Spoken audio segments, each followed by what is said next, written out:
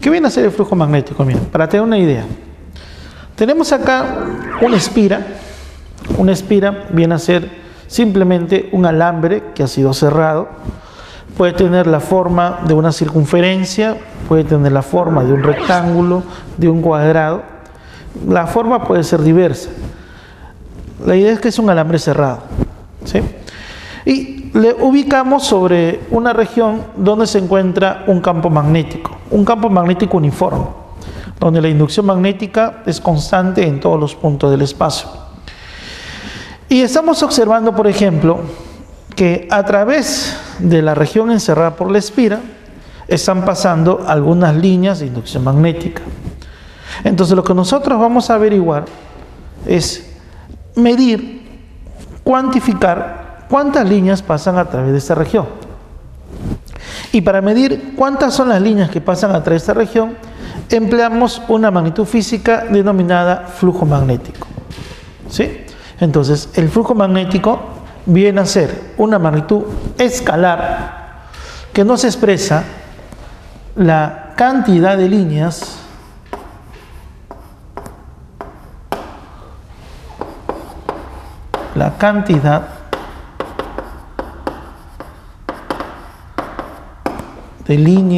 de inducción magnética.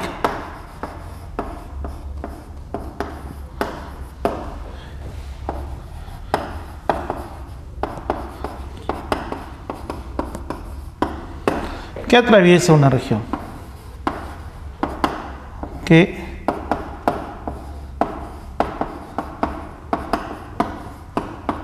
atraviesa una región.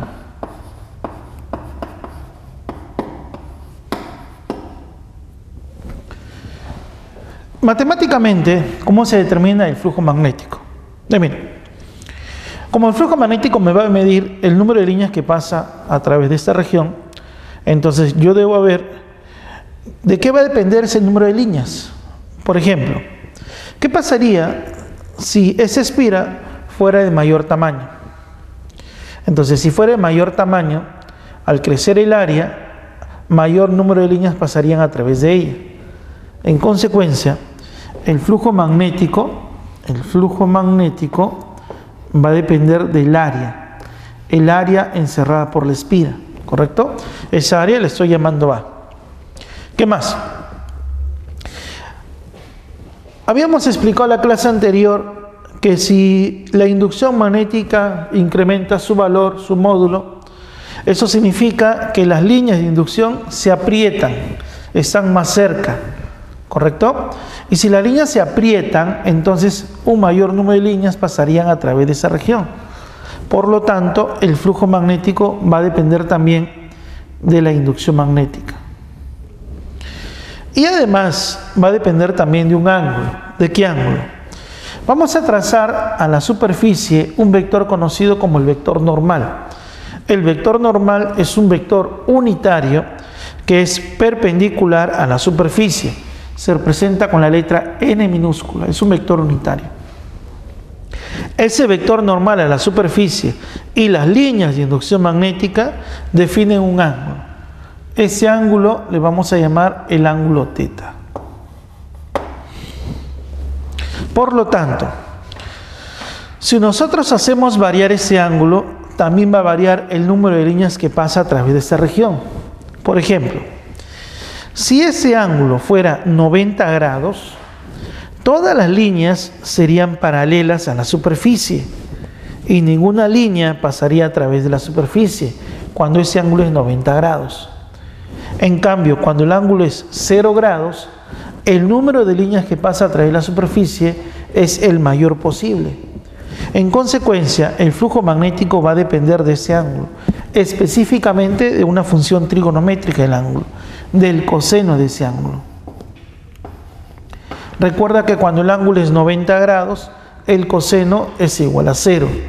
Y cuando el ángulo es 0 grados, el coseno toma su máximo valor, el valor de 1.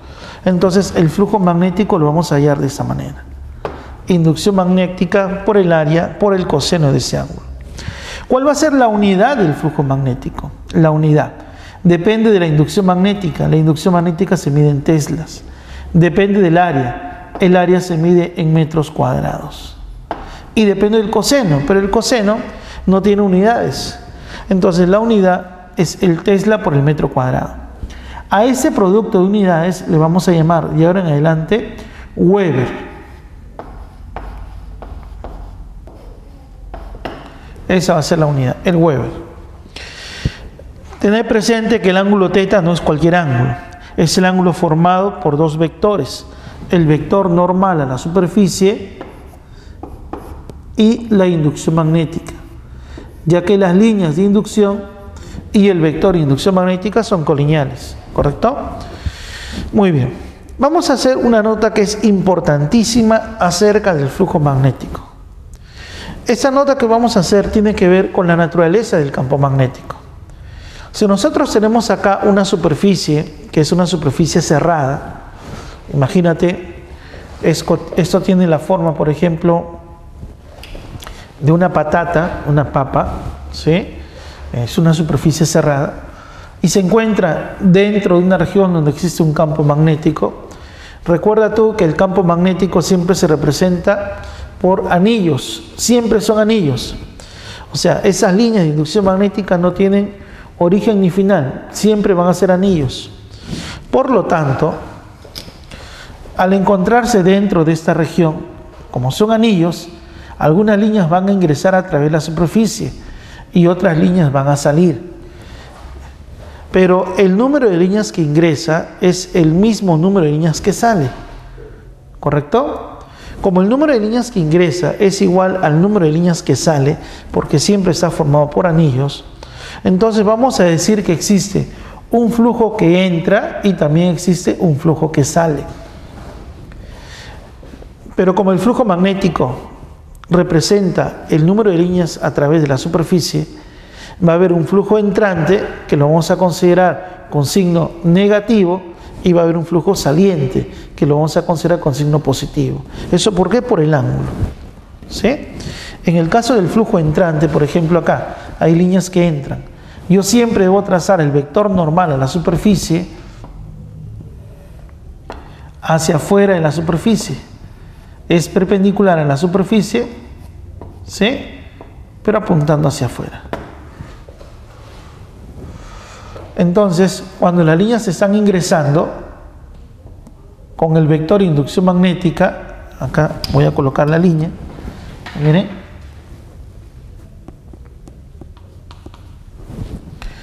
si yo trazara el vector de inducción magnética, entonces acá estarían formando un ángulo mayor de 90 grados, un ángulo mayor de 90 grados.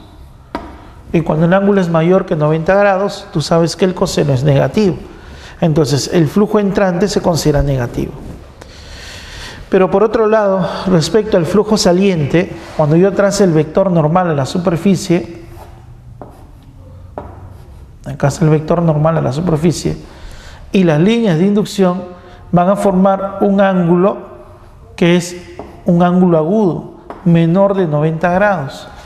En consecuencia, el flujo saliente va a ser con signo positivo, porque el coseno de ángulos menores a 90 es positivo. Entonces, conclusión, flujo entrante negativo, flujo saliente positivo. Pero el número de líneas que ingresa es igual al número de líneas que sale. En consecuencia, si nosotros evaluamos el flujo neto, o también llamado flujo total, a través de toda la superficie, ese flujo neto va a ser igual a 0. ¿Correcto? Es igual a 0.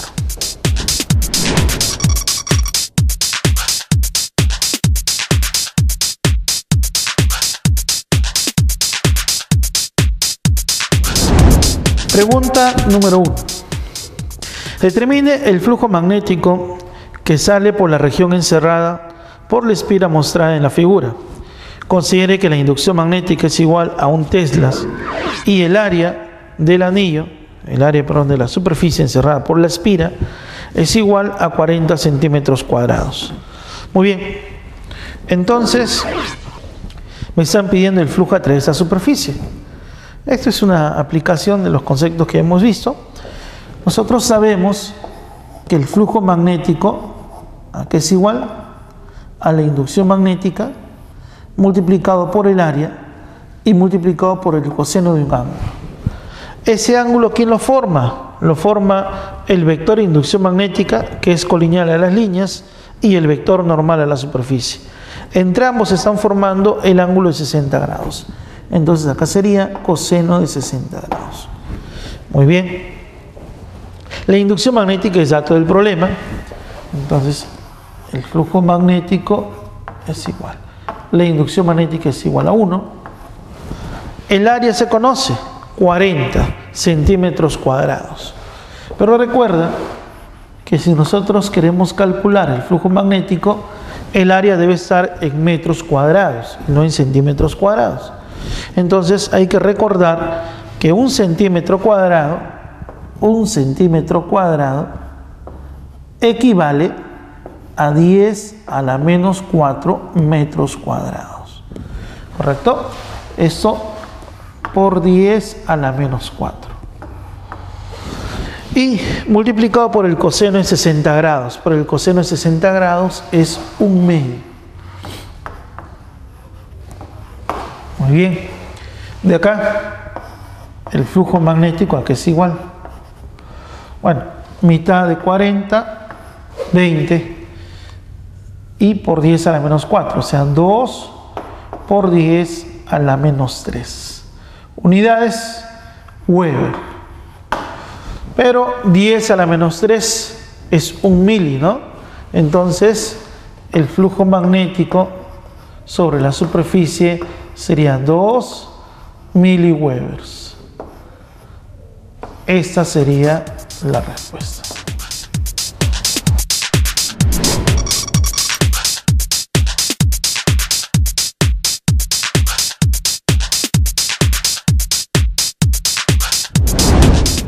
Pregunta número 2. Si el sólido mostrado se encuentra en un campo magnético homogéneo, donde la inducción es igual a B igual a 2 vector unitario K teslas, ¿cuál es el flujo magnético saliente a través de la cara ACD? ACD, a través de esta cara. ¿Cuánto es el flujo magnético saliente? Y me dan algunos datos. Por ejemplo, el segmento CF es igual a 1 metro. Y el segmento DE es igual a 0,5 metros. Muy bien. Lo que nos piden, eso hay que tenerlo claro, es el flujo magnético a través de la cara ACD. ACD. Eso es lo que nos piden. ¿De acuerdo? Sabiendo que este sólido se encuentra en una región donde existe un campo magnético uniforme. Como el campo magnético es uniforme, tú sabes que las líneas de campo magnético son todas paralelas al vector de inducción magnética. Entonces, en esta región vamos a graficar algunas líneas para darnos cuenta de lo que está ocurriendo. Son líneas paralelas al eje Z, ¿correcto? Todas ellas son paralelas porque estamos hablando de un campo magnético uniforme. Muy bien. Estas son algunas de las líneas. Como se trata de un cuerpo sólido, vamos a aprovechar la propiedad que habíamos explicado anteriormente. A través de este cuerpo hay líneas que ingresan y también hay líneas que salen. Por ejemplo, están ingresando 4 líneas sobre la cara inferior EGFD y están saliendo 4 líneas a través de la cara ACDE. ¿Estamos? Por lo tanto, aprovechamos lo siguiente, ¿no? Que por propiedad el flujo magnético neto es igual a ¿cuánto? Es igual a 0. ¿Sí? Pero tú sabes que el flujo magnético neto viene a ser la suma de todos los flujos. Y estamos observando que hay un flujo entrante y también hay un flujo saliente. A través de las caras laterales no hay líneas que ingresan, a través de ellas no hay flujo. Es decir, a través de esta cara DCF no hay flujo, ¿correcto? A través de la cara EAG tampoco hay flujo, ni a través de la cara ACFG, debido a que las líneas son paralelas a esas caras. Entonces, cuando hablamos del flujo neto, hablamos del flujo entrante más el flujo saliente. Por lo tanto, el flujo neto, ¿a qué va a ser igual? A ver, hay un flujo magnético entrante a través de la cara EGFD.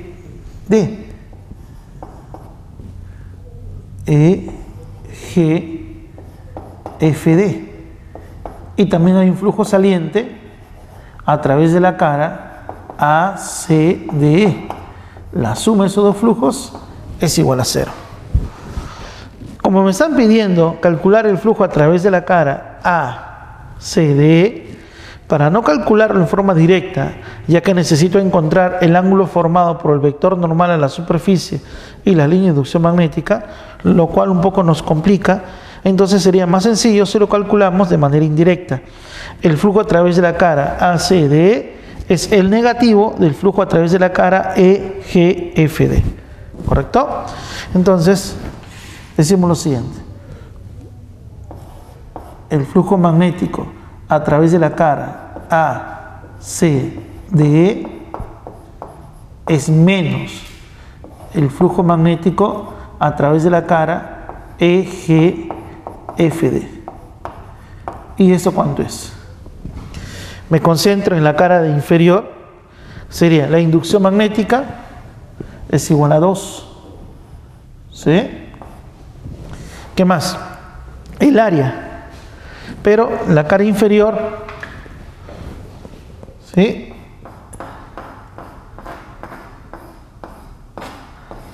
viene a ser este rectángulo. Y en ese rectángulo necesito saber cuánto vale ED.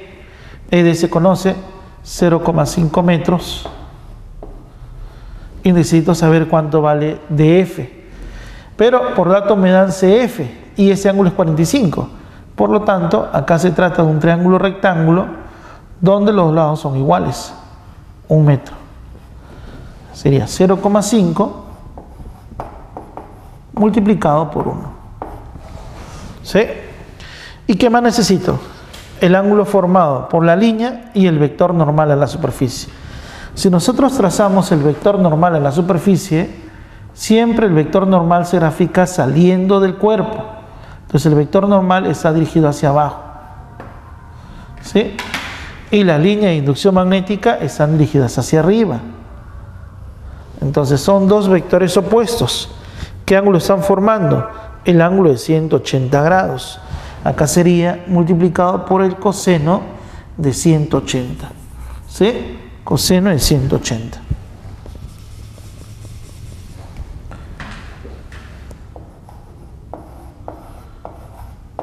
Muy bien.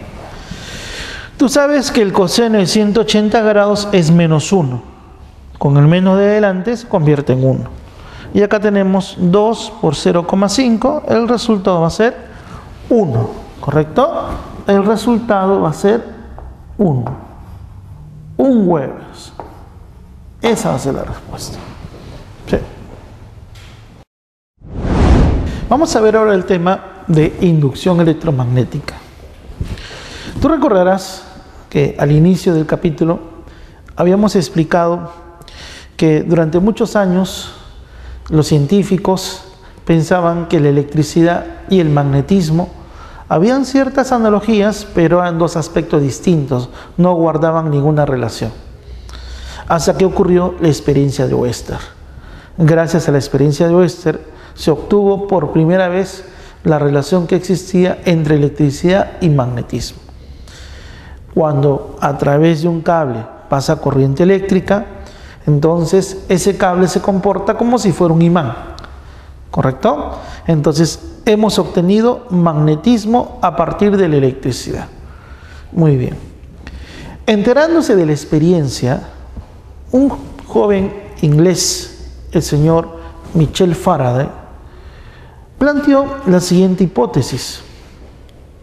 Si Oester ha obtenido magnetismo a partir de la electricidad, ¿por qué no podemos obtener lo contrario?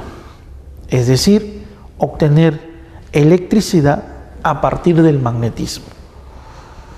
Y para ello montó un dispositivo similar a este, ¿no? Algo bastante similar. Tenemos acá una espira, un alambre de cobre, el cual se encuentra sostenido con este soporte, y para saber si va a pasar electricidad hemos colocado una pequeña bombilla eléctrica, ¿sí? Una pequeñísima bombilla eléctrica. Entonces, si logra pasar electricidad, esa bombilla eléctrica debería encenderse, debería prenderse. Muy bien. Pero la idea es obtener electricidad a partir del magnetismo. En aquella época, la única forma de cómo se obtenía electricidad es a través de las pilas voltaicas, haciendo reacciones químicas, y de esa manera se generaba voltaje, lo cual producía una corriente y esa bombilla se encendía. Pero como ustedes pueden observar, acá no tenemos ninguna pila voltaica, no tenemos fuentes de voltaje. Y lo que hizo Faraday fue colocar a su alrededor un imán, porque su teoría era que el magnetismo también podía generar electricidad. Si la electricidad genera un magnetismo, a partir del magnetismo podríamos generar electricidad. Entonces colocó un imán. ¿Pero qué ocurría? Coloca el imán, monta el dispositivo y no se observaba nada. Ese foquito no se prendía, ¿sí? Comenzó a realizar algunos análisis y él decía lo siguiente: si no pasa corriente es porque de repente el alambre presenta demasiada resistencia. Tú sabes que si un alambre presenta demasiada resistencia, no deja pasar la corriente. Entonces colocó un alambre de menor resistencia, montó el circuito y no pasaba nada. Si no pasa corriente, de repente es porque este imán, este cuerpo magnetizado, tiene un campo magnético muy débil que no permite generar corriente. Entonces colocó otro imán de mayor magnetización, armó el circuito y no pasaba nada. Y así realizaba varias experiencias, hasta que en una oportunidad, casi de manera accidental, este imán de pronto se le cae. Y al caerse el imán e ir pasando por la espira, observa que la bombilla se enciende. Y miren, por lo tanto, si la bombilla se enciende, es porque por ese alambre que está circulando una corriente eléctrica. Entonces hemos obtenido electricidad a partir del magnetismo. Pero ahora viene la gran pregunta: ¿qué ha pasado? ¿Por qué cuando el imán se mueve se obtiene electricidad y cuando no se mueve no se obtiene electricidad?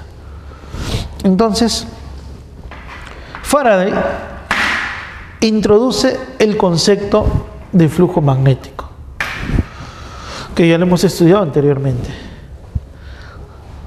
Todo cuerpo magnetizado tiene a su alrededor un campo magnético, y ese campo magnético es representado a través de líneas de inducción. Tú sabes que de la zona norte están saliendo las líneas. Por ejemplo, miren, acá hay una línea que está saliendo, acá hay otra línea que está saliendo. Son anillos que salen del norte y se dirigen hacia el sur, ¿correcto? Por acá hay otra línea, miren, que está saliendo.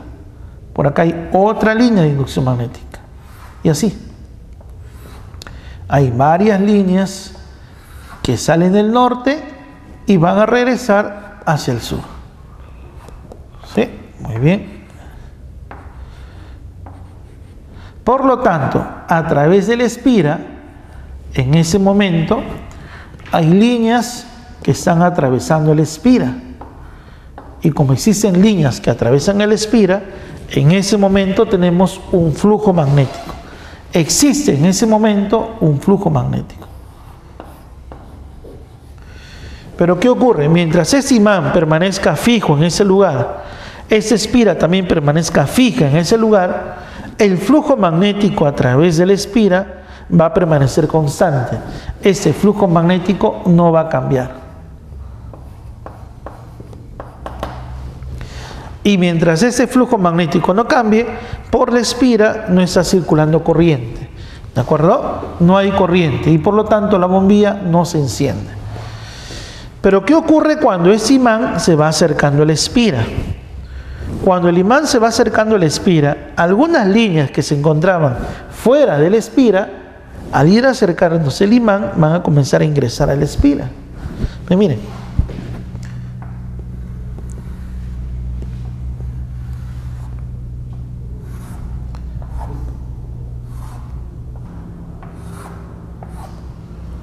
A medida que el imán va descendiendo, más líneas comienzan a atravesar la espira. Y por lo tanto, ese flujo magnético a través de la espira ya no permanece constante. Este flujo magnético se va incrementando. Entonces, en general, vamos a decir que el flujo magnético a través de la espira varía.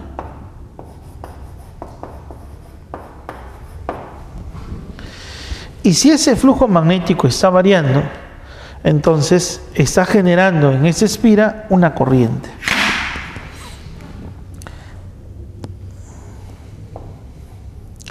Esa corriente inicialmente no existía.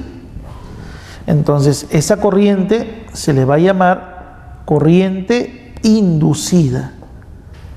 Corriente inducida. ¿Sí? Así le vamos a llamar. Ahora, tú sabes que para que exista corriente es porque en el interior de esta espira existe un campo eléctrico.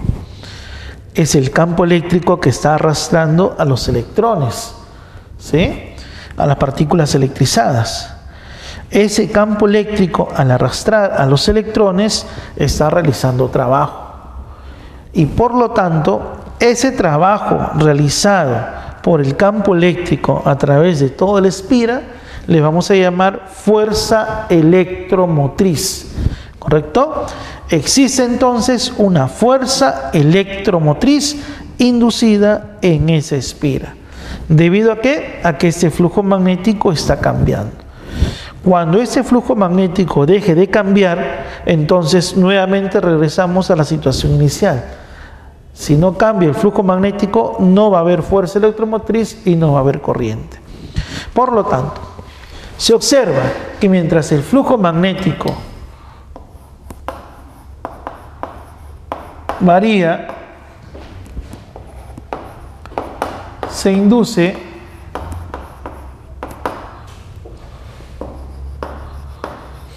una fuerza electromotriz.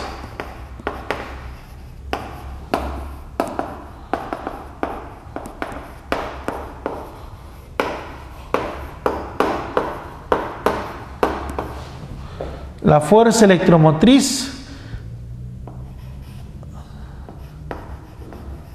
también se nota de esta manera. Ojo, hablamos de fuerza, pero eso no significa que se mide en newtons. Esto no es una fuerza mecánica, ¿sí?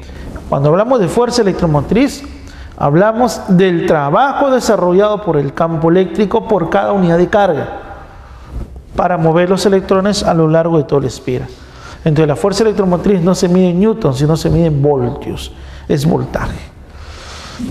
En conclusión, la ley de Faraday se va a resumir de esta manera.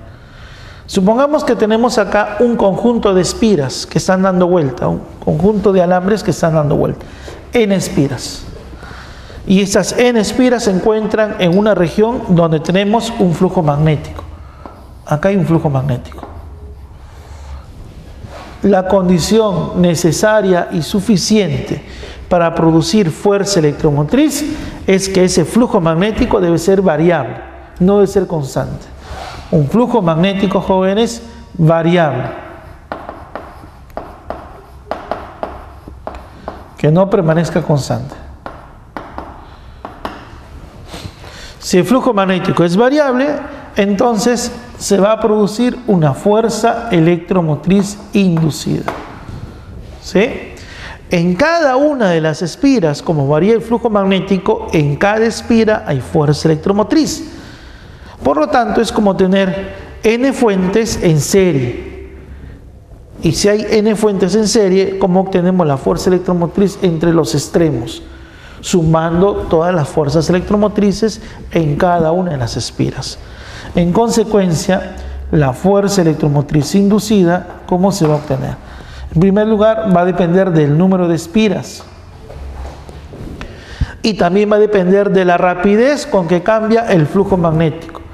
Mientras más rápido cambie el flujo magnético, la fuerza electromotriz toma mayores valores. Entonces, va a depender del ritmo de cambio de la fuerza electromotriz. Por lo tanto, se obtiene de esa manera. A esto se le va a llamar la ley de Faraday. Y la observación es lo siguiente, ¿no? ¿Qué significa esto, muchachos? Jóvenes. Significa variación del flujo magnético. ¿Qué quiere decir la variación matemáticamente? Una diferencia. Es el flujo magnético final menos el flujo magnético inicial.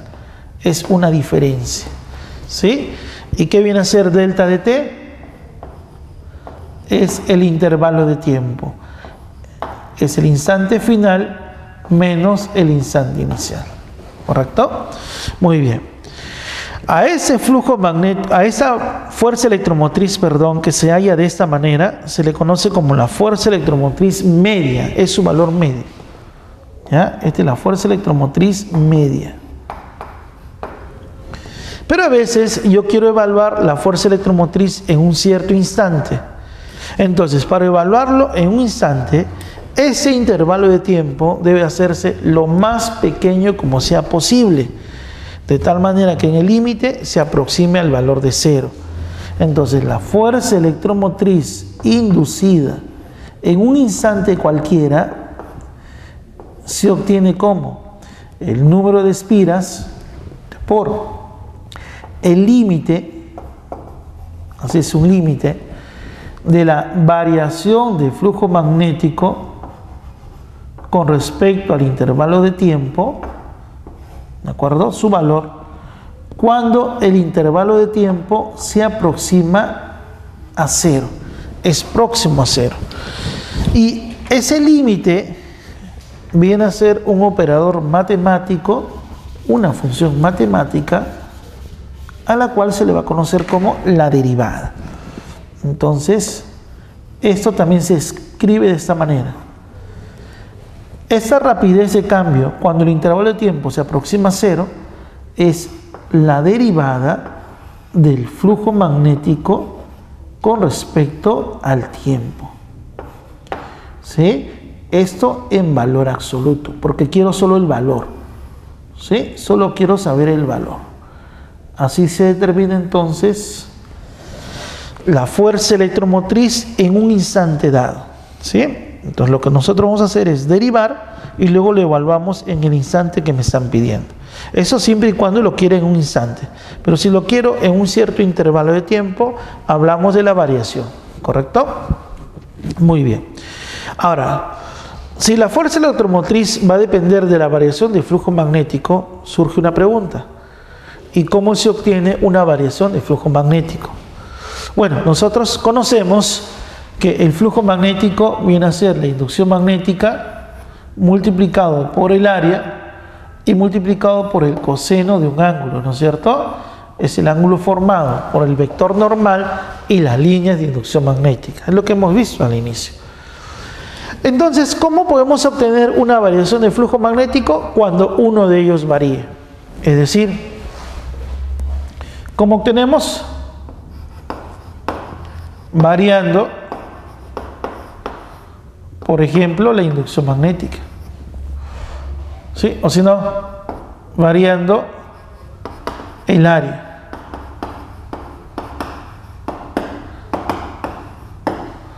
O variando el ángulo.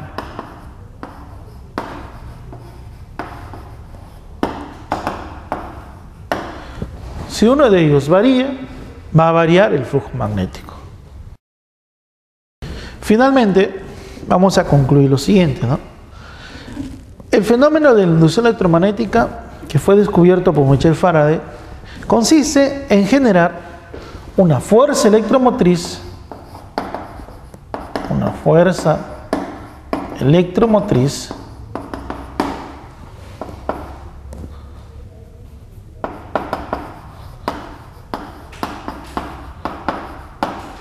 a partir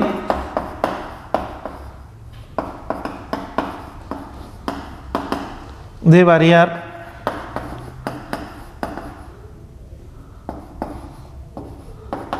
el flujo magnético. Ese fenómeno ha sido trascendental para el desarrollo de la humanidad.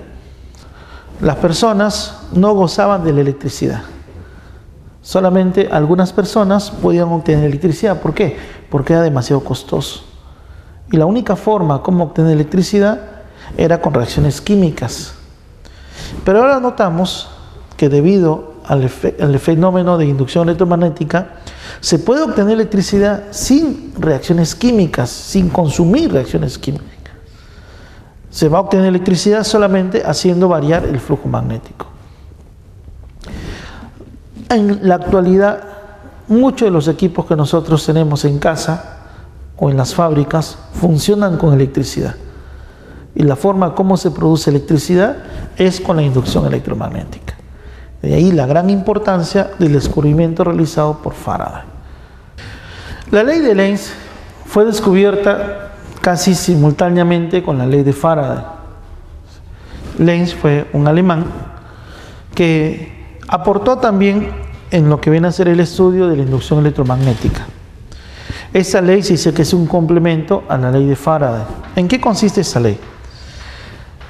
Imagínate que es el espira, y sobre esa espira tenemos acá un flujo magnético que está representado con esas 4 líneas de inducción magnética que están ingresando. Entonces, este es el instante inicial, ¿de acuerdo? Instante inicial. Y por lo tanto, tenemos un flujo magnético, ¿sí? Acá hay un flujo magnético. Muy bien, correcto. Mientras ese flujo magnético no se altere, entonces no se va a producir fuerza electromotriz. Pero, ¿qué pasa si luego, en un instante final, observamos que a través de la espira, el número de líneas de inducción magnética se está incrementando? ¿Sí? Entonces acá tenemos otro flujo magnético. Ese flujo magnético con respecto al anterior ha aumentado, porque se está incrementando el número de líneas. Acá solo ingresaban 4, ahora tenemos 7 líneas. Por lo tanto, ¿qué nos dice Faraday? Faraday nos dice que si existe un flujo magnético que varía, entonces se va a producir una fuerza electromotriz. ¿Ya? Y esa fuerza electromotriz, como se trata de un alambre de cobre, va a producir una corriente. Esa corriente se llama corriente inducida. Muy bien. La ley de Lenz nos va a plantear lo siguiente. Esa corriente inducida que se genera en la espira también va a generar sus líneas de inducción magnética, sus propias líneas de inducción magnética. Pero esas líneas de inducción magnética van a ser de tal forma que se va a oponer a los cambios del flujo magnético inductor. ¿De acuerdo? Miren, ¿qué está pasando con el número de líneas? El número de líneas está aumentando. Entonces lo que va a hacer la espira es oponerse a esos cambios. Si están ingresando más líneas, la espira va a tratar que salgan líneas para que el flujo neto permanezca constante. Por lo tanto, va a rechazar 3 líneas. Miren.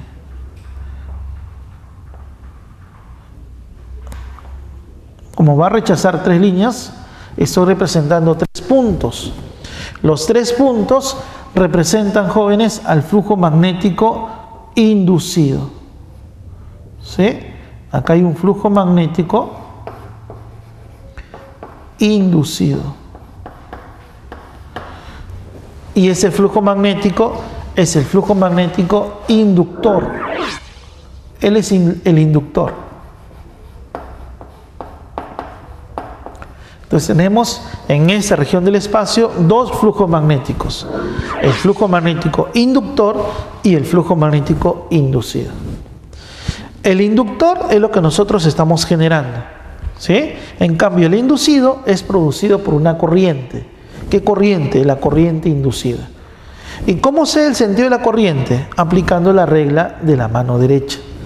Recuerda, ¿qué significan los puntos? Los puntos significan líneas que están saliendo. Entonces, para que las líneas estén saliendo, si yo aplico la regla de la mano derecha, a ver, muchachos, acá colocamos, me miren, a la mano derecha. Acá está la mano derecha. ¿Sí? Acá está el dedo pulgar. ¿Correcto? Mano derecha.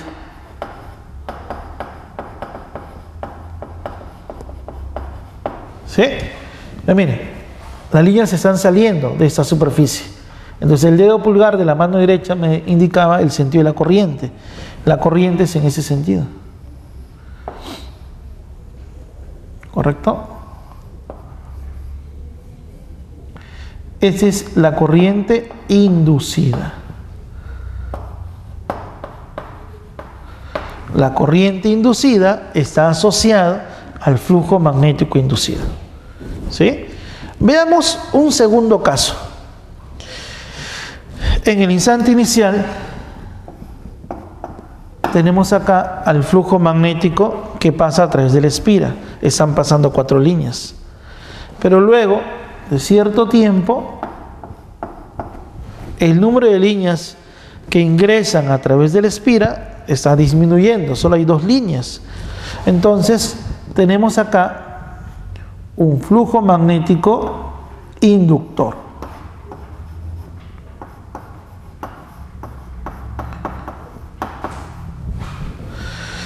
La espira va a reaccionar, porque lo que la espira trata de hacer es que el flujo magnético neto total permanezca constante.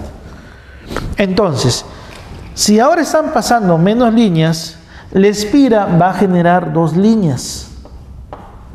¿De acuerdo? Para equilibrar. Inicialmente estaban ingresando 4. Ahora solo hay 2 líneas de color rojo. Por lo tanto, la espira va a generar sus propias líneas para compensar.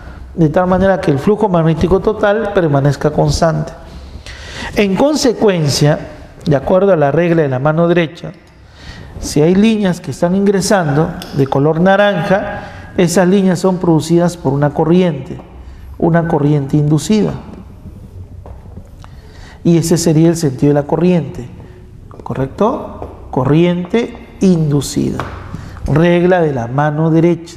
Estas líneas jóvenes de color naranja representan el flujo magnético inductor.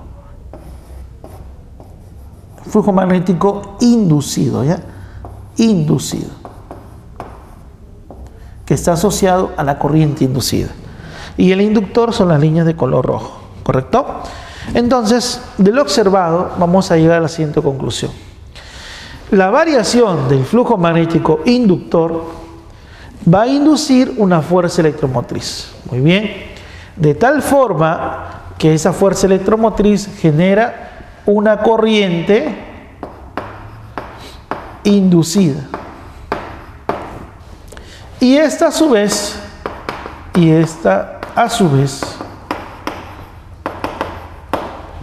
está asociada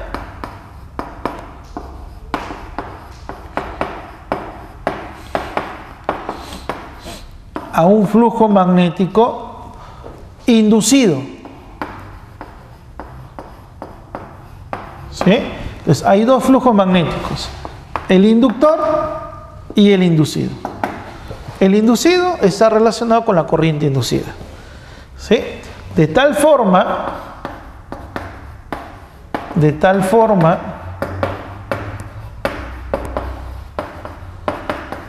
que se opone a los cambios ¿de quién? Del flujo magnético inductor. ¿Sí? El inducido se opone a los cambios del flujo magnético inductor. Resumiendo, si el flujo magnético inductor aumenta, entonces el espira va a tratar que disminuya. Si el flujo magnético inductor disminuye, la espira va a tratar de que aumente para compensar, para que el flujo magnético total permanezca constante. ¿Correcto?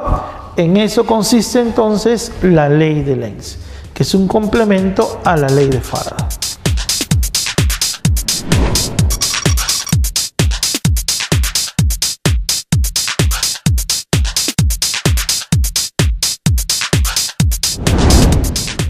Problema número 3. La inducción magnética que se establece por la región limitada por un conductor circular varía según la siguiente expresión. B es igual a 2t cuadrado más 1. Y eso se mide en militeslas. Donde el tiempo que se expresa en segundos determine la fuerza electromotriz inducida media entre el instante t igual a 0 y t igual a 1 segundo. Nos piden la fuerza electromotriz inducida, ¿sí? El valor medio, su valor medio,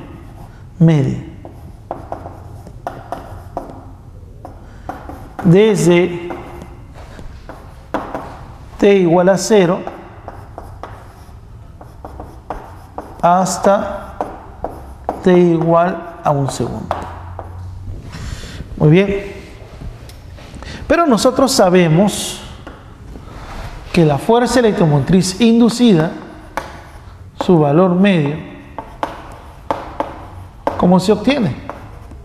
Como el número de espiras multiplicado por el valor absoluto de la variación del flujo magnético con respecto al tiempo. ¿Sí? Esto viene a ser la ley de Faraday.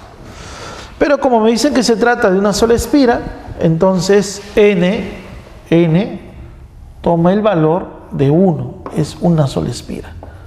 ¿Sí? Y además, la variación del flujo magnético, ¿cómo se obtiene? Como el flujo magnético final menos el flujo magnético inicial. Como a mí me están pidiendo que evalúe del instante t igual a 0 hasta el instante t igual a 1, entonces el flujo magnético final sería en el instante t igual a 1 segundo. Y el flujo magnético inicial sería en el instante t igual a 0. Muy bien. Entonces lo que voy a hacer es lo siguiente. Voy a determinar cuánto es el flujo magnético en t igual a 1, cuánto es el flujo magnético en t igual a 0, y eso lo reemplazo acá, para finalmente reemplazarlo en la expresión asterisco. ¿Sí? A ver. Además,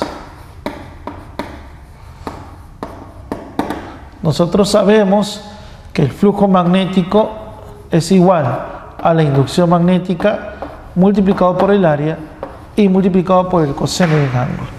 ¿Sí? En ese caso, las líneas están ingresando al plano de la pizarra. El vector normal a la superficie está saliendo y las líneas entran. Entonces el ángulo que forman es el ángulo de 180 grados.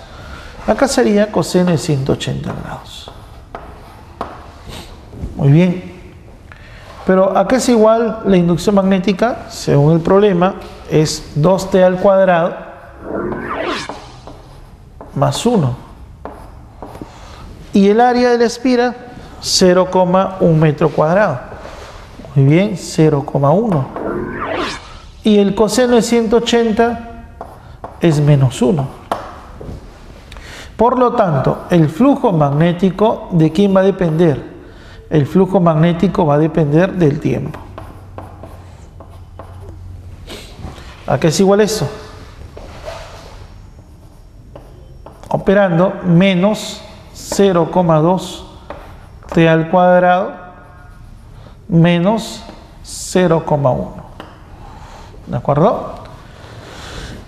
Debido a que la inducción magnética está en militeslas, entonces ese resultado va a estar en miliwebbers. Porque la inducción magnética está en militeslas. Muy bien. Evaluando en t igual a 0.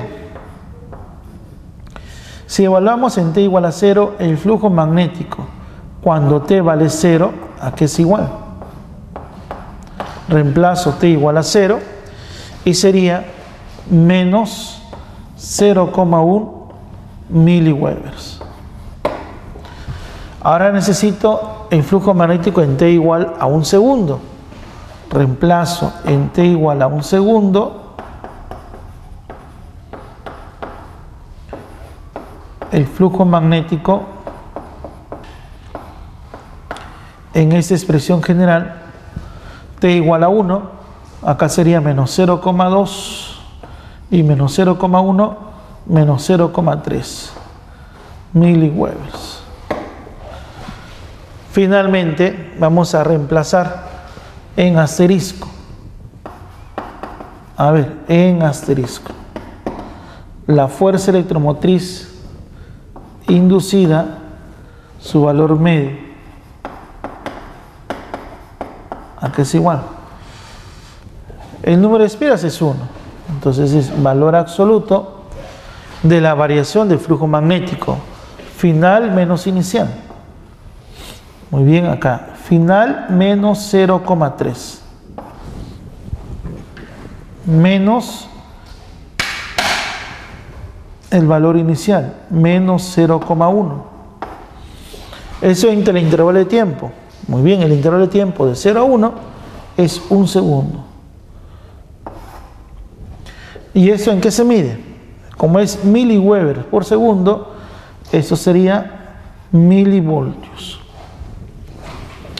Si operamos, acá sería más 0,1 menos 0,3 menos 0,2. Pero como estamos sacando el valor absoluto, ¿de acuerdo? Porque me interesa el valor, la fuerza electromotriz inducida, su valor medio es igual a 0,2 milivoltios. Esta es la fuerza electromotriz inducida.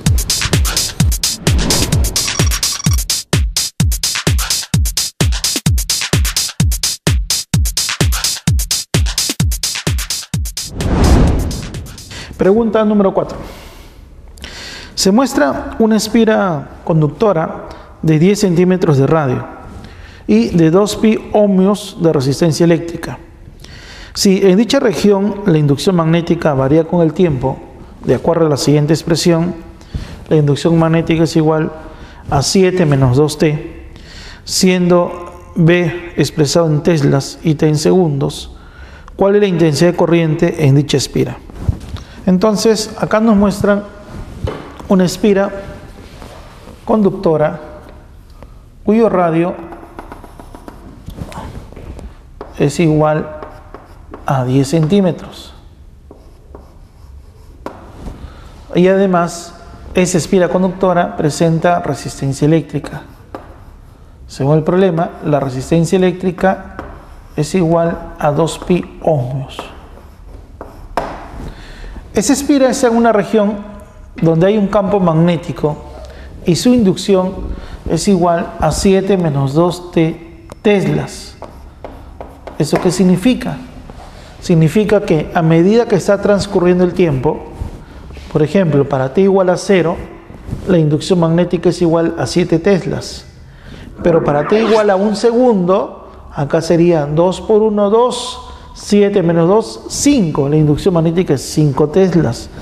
Eso significa que como la inducción magnética está disminuyendo, el flujo magnético a través de la espira también disminuye. Jóvenes, si el flujo magnético a través de la espira disminuye, a ver, vamos a decir acá, el flujo magnético disminuye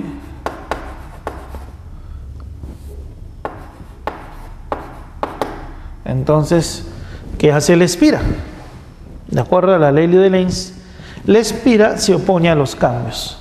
Por lo tanto, que disminuya significa que cada vez ingresan menos líneas. Las X significan que están ingresando líneas. Y si están ingresando cada vez menos líneas, la espira reacciona. La espira trata de que ingresan más líneas para compensar esa disminución. Entonces, para compensar la disminución, la espira genera nuevas líneas y por lo tanto va a haber una corriente. Esa corriente que debe circular para generar ese flujo magnético es la corriente inducida. ¿Estamos de acuerdo?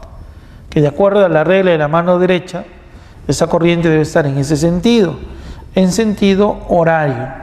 Esa es la corriente inducida. Muy bien. Como en el problema me dan la resistencia de esa espira y me piden la corriente, entonces podemos aplicar la ley de Ohm. A ver, ¿qué dice la ley de Ohm?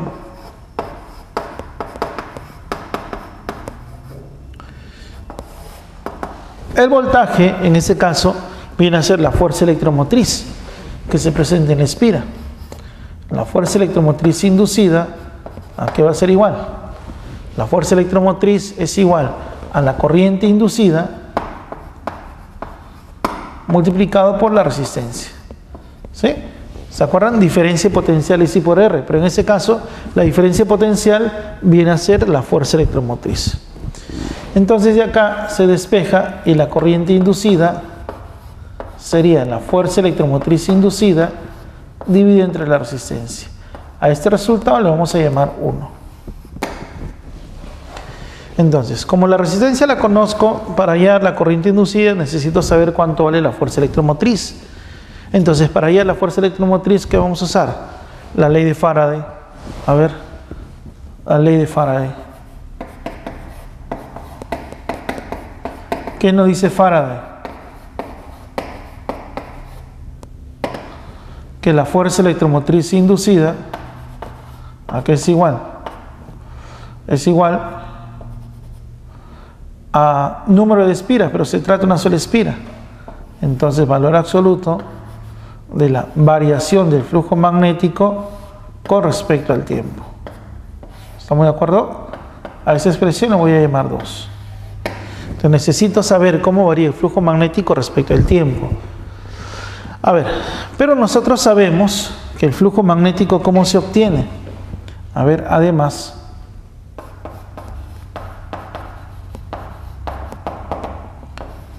el flujo magnético, ¿a qué es igual? Inducción magnética multiplicado por el área y multiplicado por el coseno de un ángulo. ¿Sí? En ese caso podemos considerar las líneas están ingresando, el vector normal es perpendicular al área, son colineales, el ángulo podemos considerar los 0 grados.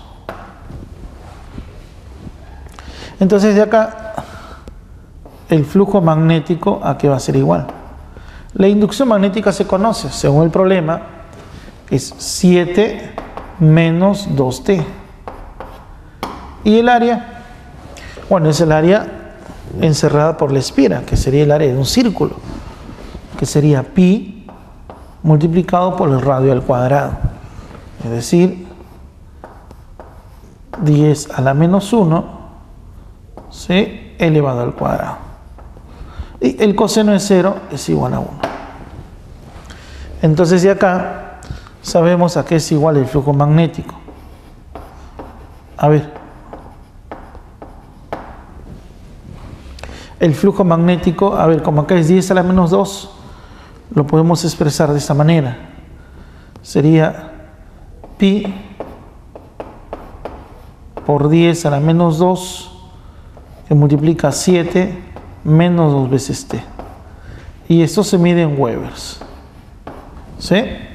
Muy bien. Este resultado, ¿qué te parece si lo representamos? ¿Sí? Bien.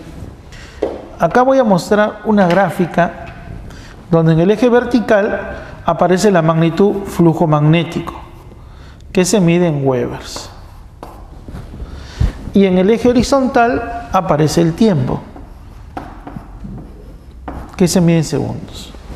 Entonces, como el flujo magnético depende del tiempo, de acuerdo a esa expresión la vamos a representar. Por ejemplo, cuando t vale 0, el valor sería 7pi por 10 a la menos 2 para t0, que es 7pi por 10 a la menos 2. ¿Sí? Pero cuando t es igual a 3,5, para t igual a 3,5, esto se hace 0. Muy bien. Cuando el tiempo vale 3,5, el flujo magnético toma el valor de 0. ¿De acuerdo? Y en t igual a 0 toma ese valor. Y como el flujo magnético depende del tiempo con exponente 1, la gráfica es una línea recta. La dependencia es lineal. ¿Sí? Entonces, cuando la gráfica es una línea recta, la variación del flujo magnético respecto al tiempo permanece constante. Y esa variación del flujo magnético respecto al tiempo es la pendiente de la gráfica. Es decir, viene a ser la tangente de este ángulo, que le puedo llamar teta. La tangente de ese ángulo es la pendiente de la gráfica y representa la variación del flujo magnético respecto al tiempo. Entonces, de acá, la variación del flujo magnético con respecto al tiempo es igual a la tangente del ángulo teta. ¿Sí? Y como es un ángulo obtuso, la pendiente es negativa. Sería menos cateto opuesto entre cateto adyacente. Si nosotros hacemos esa operación, te va a salir menos 2pi por 10 a la menos 2. ¿De acuerdo? 7 entre 3,5 es 2. Pi por 10 a la menos 2. Vamos a reemplazar ahora en la expresión 2. A ver, en 2. ¿Por qué? Porque la fuerza electromotriz inducida es el valor absoluto de esa variación. Valor absoluto de menos 2pi por 10 a la menos 2. Es decir, esto va a ser igual a 2pi por 10 a la menos 2 voltios. ¿Correcto? Voltios. Ahora vamos a reemplazar en la expresión 1. ¿Correcto? Vamos a ver, en 1.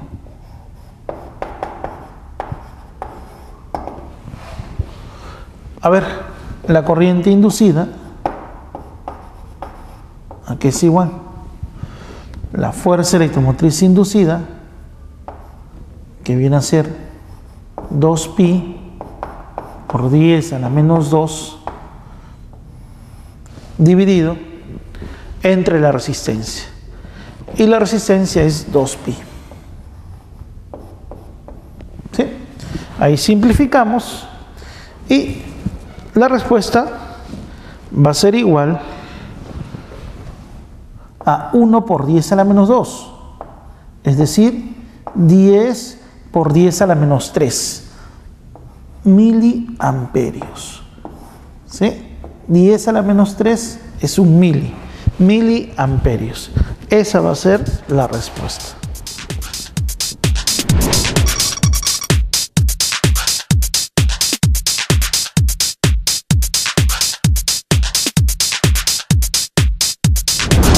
En el problema número 5 nos plantean lo siguiente. El flujo magnético sobre una espira varía con el tiempo de acuerdo a la gráfica mostrada. Determine la fuerza electromotriz inducida entre el instante t igual a 0 y el instante t igual a 5 milisegundos y además la fuerza electromotriz inducida en el instante t igual a un milisegundo. Muy bien. Entonces acá hay que tener en cuenta lo siguiente. Me están pidiendo dos cosas. A ver. Nos piden,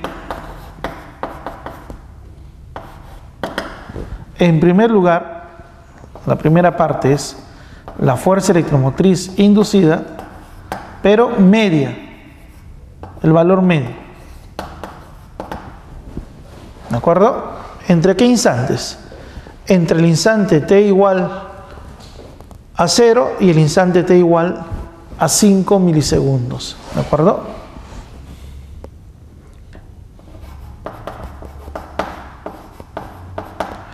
Entre t igual a 0 y t igual a 5 milisegundos. Esa es la primera pregunta. Y la segunda pregunta es la fuerza electromotriz en el instante t igual a 1 milisegundo. Muy bien, en primer lugar, su valor medio, ¿cómo lo hallamos? La fuerza electromotriz inducida, el valor medio, es el valor absoluto de la variación de flujo magnético con respecto al tiempo.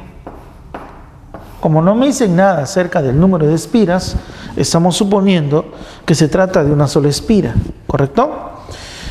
Muy bien, pero ¿qué viene a ser la variación de flujo magnético?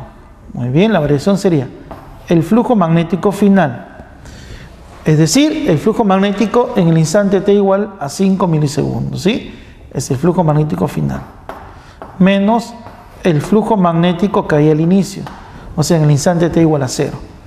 Y eso lo dividimos entre el intervalo de tiempo. ¿Cómo encuentro el flujo magnético en el instante t igual a 5 milisegundos? Voy a la gráfica. Este es el instante t igual a 4. Este es el instante t igual a 6. El instante t igual a 5 milisegundos justo se encuentra en el punto medio, ¿no?, de ese segmento. Elevo la vertical, hace intersectar a la gráfica. Y al elevar a la vertical, ese punto que corresponde a la gráfica, sus coordenadas vienen a ser el tiempo, y sobre la vertical, la proyección es justamente el flujo magnético. ¿Sí? El flujo magnético. Pero, recordando nuestras lecciones de geometría, ese punto es punto medio de ese segmento. Y esa línea es vertical. Ella también es vertical. Por lo tanto, eso representa la base media. Ese segmento vendría a ser la mitad de todo ese segmento. Pero todo ese segmento mide 8. Entonces, esto sería 4. 4 por 10 a la menos 3 Webers.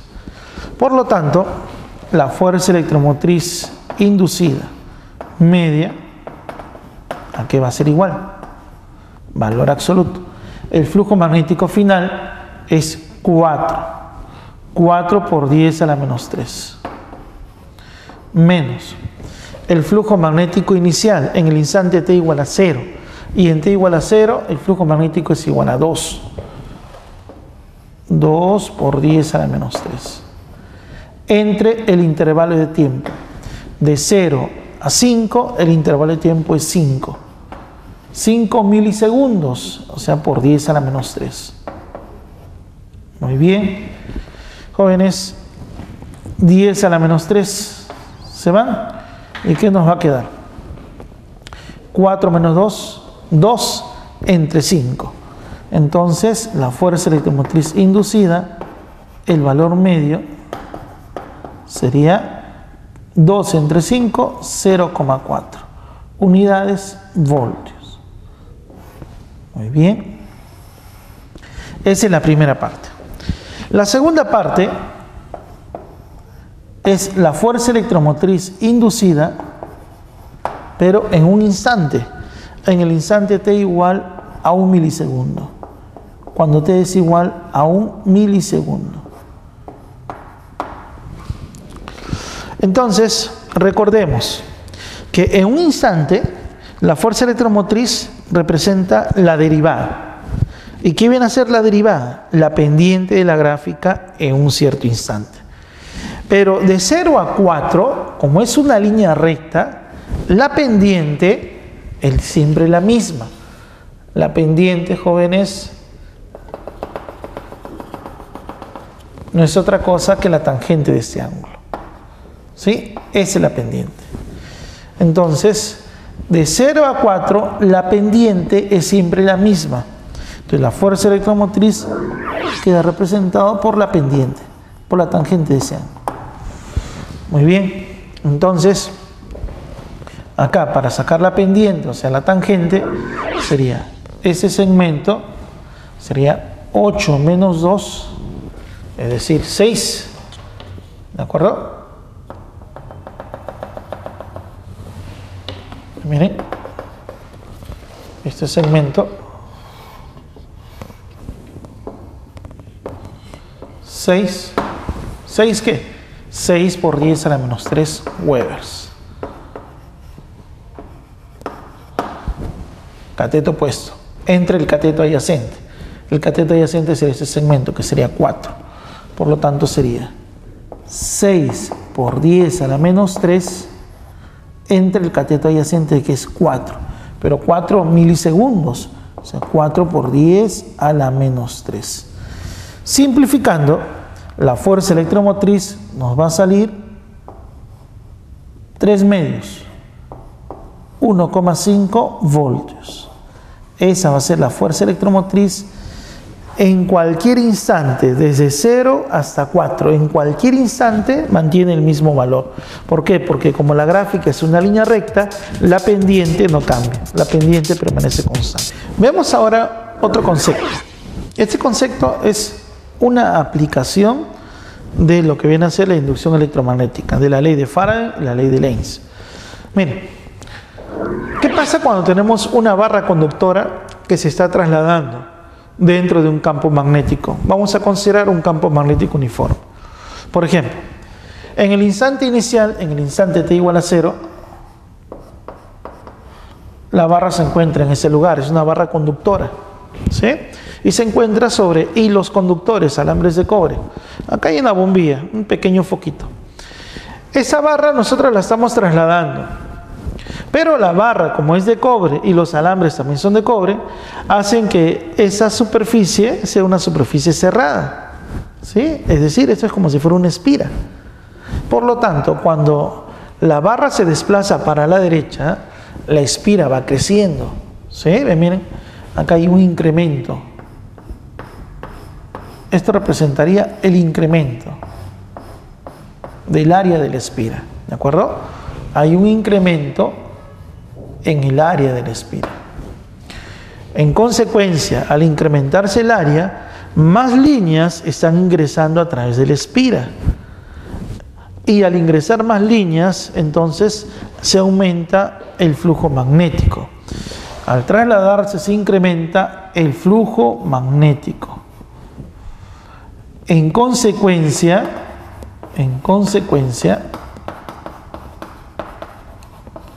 de la ley de Faraday, se genera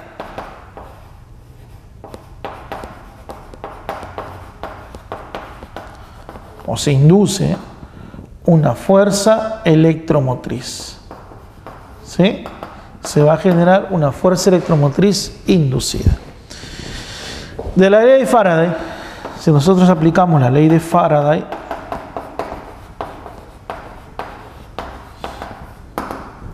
esa fuerza electromotriz inducida, ¿a qué es igual? Número de espiras. Bueno, pero como es solo un alambre que está doblado, una sola espira, multiplicado por el valor absoluto de la variación del flujo magnético con respecto al tiempo. ¿Correcto? Muy bien. Pero recuerda que viene a ser el flujo magnético. El flujo magnético no es otra cosa que la inducción magnética multiplicado por el área y multiplicado por el coseno de un ángulo. Si consideramos que el vector normal es perpendicular a la superficie y las líneas también ingresan en forma perpendicular a la superficie, ambos están ingresando, ambos son colineales, sería acá el coseno de 0 grados. Es un ángulo fijo. Eso respecto al tiempo. Muy bien. Como la inducción magnética es un valor constante, no va a cambiar, entonces acá dice variación, pero B no varía, entonces B sale. ¿De acuerdo? El coseno de 0 grados es 1. Entonces la fuerza electromotriz inducida, ¿a qué va a ser igual? A B que multiplica a la variación del área con respecto del tiempo. ¿De acuerdo? Y vamos a ver a qué es igual esa variación de área. Esa variación de área viene a ser el incremento en el área. ¿Correcto? Entonces, es una pequeña región donde se conoce este lado, que es la longitud de la barra. Entonces, como es una región rectangular, me faltaría el otro lado. ¿Sí? Y ese otro lado no es otra cosa que la distancia que está avanzando la barra. ¿Con qué velocidad? Con la velocidad v. Y ha transcurrido un tiempo igual a delta de t. Entonces, esta distancia es rapidez por intervalo de tiempo. Muy bien. Entonces, acá tenemos que es v multiplicado por el área, L por la distancia entre el intervalo de tiempo. Pero la distancia que avanza entre el intervalo de tiempo es la rapidez, ¿correcto? Entonces de acá, ese cociente es la rapidez. Por lo tanto, la fuerza electromotriz inducida, ¿a qué es igual? A la inducción magnética multiplicado por la rapidez y por la longitud de la barra. De esa manera vamos a hallar la fuerza electromotriz que se genera cuando una barra conductora se traslada dentro de un campo magnético. Jóvenes, a partir de acá vamos a hacer una observación, ¿sí?, que es bastante útil para los problemas. Si nosotros tenemos una barra conductora y esta barra se está trasladando dentro de un campo magnético uniforme, V permanece constante y la longitud de la barra es L, la rapidez es V, entonces se dice que esta barra cuando se mueve se comporta como si fuera un generador de voltaje, una fuente de voltaje. Vamos a considerar como si fuera una pila o una batería. Eso significa que la fuerza electromotriz hace el papel de voltaje, de diferencia potencial. Pero yo necesito saber en qué punto, en qué zona existe mayor potencial eléctrico. A ver, si ese extremo le llamamos el extremo A y ese otro extremo le llamo el extremo B, necesito saber dónde hay mayor potencial eléctrico. Para ello vamos a hacer un método práctico. Si es una barra conductora, tú sabes que todo conductor presenta abundantes electrones libres. Entonces vamos a considerar que acá hay un electrón libre. Ese electrón forma parte de la barra, por lo tanto ese electrón se está moviendo con la barra. El electrón se desplaza para la derecha. Nosotros sabemos que cuando un electrón se mueve dentro de un campo magnético, experimenta una fuerza, la fuerza magnética. ¿Cómo será la fuerza magnética? Para ello aplico la regla práctica, ¿se acuerdan? La regla de la palma de la mano izquierda. Los 4 dedos en la dirección de la velocidad, de tal manera que las líneas ingresen a la palma de la mano. Acá está, miren, como las líneas entran al plano de la pizarra, también están entrando a la palma de la mano.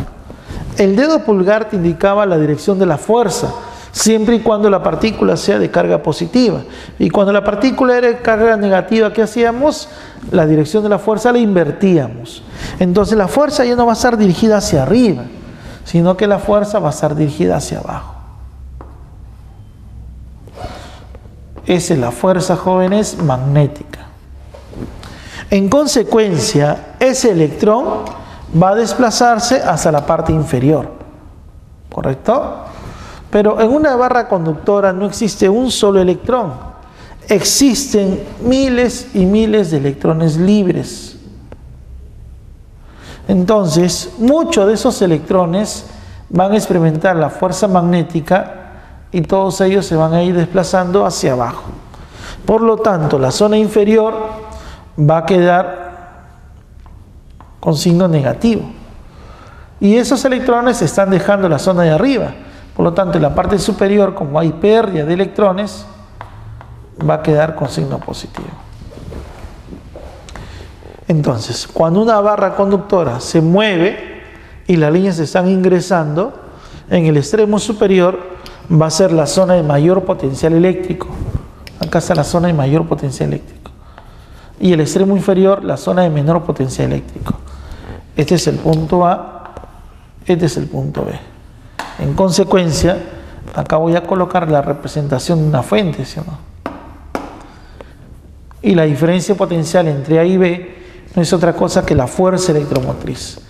Esa fuerza electromotriz inducida, ¿a qué es igual? A la inducción magnética por la rapidez y por la longitud de la barra.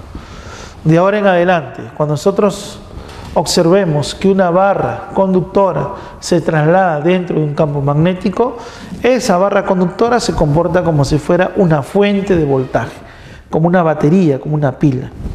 Este es un generador de electricidad, ¿correcto?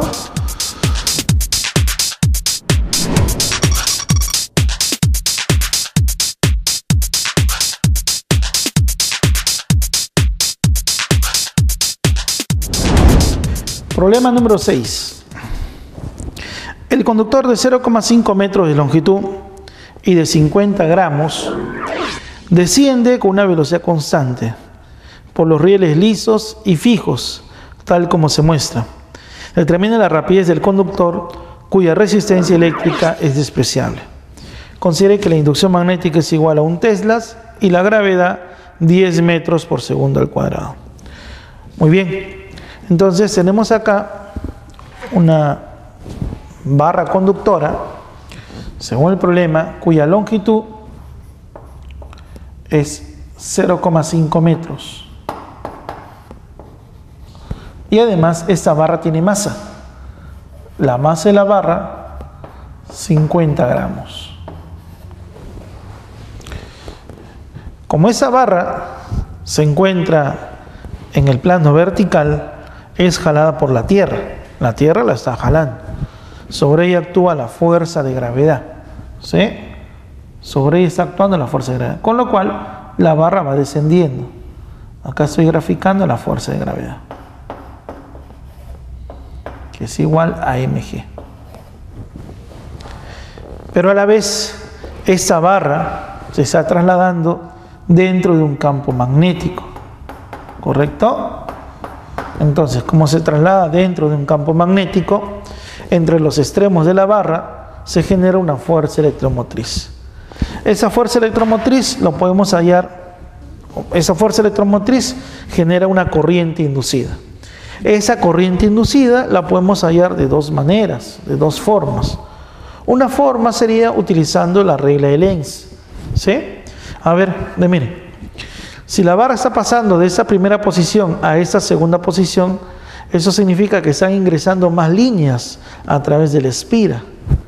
Y si están ingresando más líneas, ya que el área está creciendo, se ingresan más líneas. ¿Se acuerdan qué es lo que trata de hacer la espira? Lo que intenta hacer es reducir el número de líneas. Por lo tanto, va a rechazar líneas. La espira rechaza líneas. Y aplicando la regla en la mano derecha, para que las líneas de color naranja sean saliendo, entonces debe circular una corriente en ese sentido, ¿sí? Esa corriente sería la corriente inducida. Muy bien. Entonces, hay una corriente inducida debido a que acá se genera una fuerza electromotriz. Ahora, esa corriente inducida está pasando a través de ese alambre conductor. Y el alambre conductor se encuentra dentro de un campo magnético. Como habíamos visto en la sesión anterior, cada vez que por un alambre conductor circule corriente y ese se encuentre dentro de un campo magnético, entonces se va a producir una fuerza magnética sobre un conductor. ¿Cómo se graficaba esa fuerza? Aplicabas la regla de la palma de la mano izquierda, los 4 dedos en la dirección de la corriente. Como las líneas están ingresando al plano de la pizarra, deben ingresar a la palma de la mano. Y el dedo pulgar te indicaba la dirección de la fuerza. En ese caso, la fuerza magnética sobre el conductor está dirigida hacia arriba. ¿Correcto? Esa es la fuerza magnética sobre el conductor. Muy bien. La condición es la siguiente, que esa barra debe trasladarse a velocidad constante. Entonces, como se traslada a velocidad constante, esa barra se encuentra en equilibrio, del equilibrio de traslación.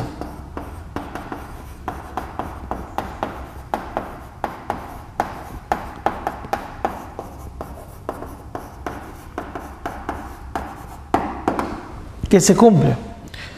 Que la fuerza magnética tiene que equilibrarse con la fuerza de gravedad. Pero ¿cómo se halla la fuerza magnética?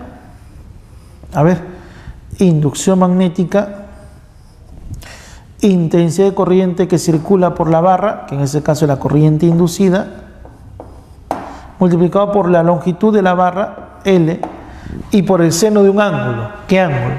El ángulo que forma la corriente con las líneas del campo magnético. En ese caso sería 90 grados, seno de 90 es 1. Y eso es igual al mg.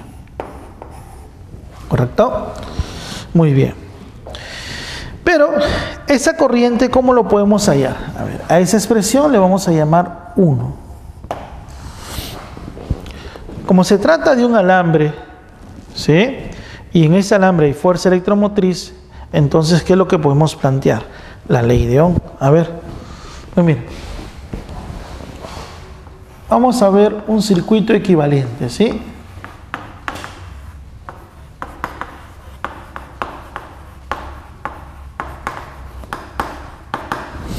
Acá tenemos la resistencia y acá tenemos la fuente de voltaje. Hemos dicho que una barra, cuando se mueve dentro de un campo magnético, produce fuerza electromotriz. Acá está. Esta es la fuerza electromotriz inducida.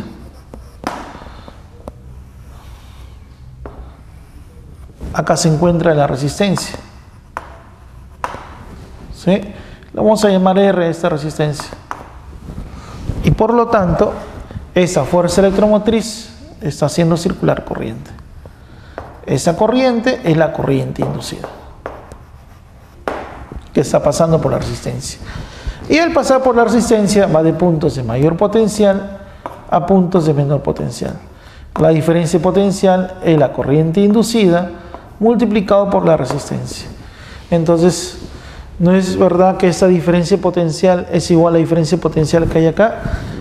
Por lo tanto, la corriente inducida es igual a la fuerza electromotriz inducida dividido entre la resistencia. ¿Y a qué es igual la fuerza electromotriz inducida? Lo habíamos explicado. La fuerza electromotriz inducida es igual a la inducción magnética por la rapidez y por la longitud. Y eso divide entre R. ¿Correcto? Ese resultado es el que habíamos demostrado anteriormente. Muy bien. Ahora, ¿qué vamos a hacer? Vamos a reemplazar ese segundo resultado parcial en 1. ¿Correcto?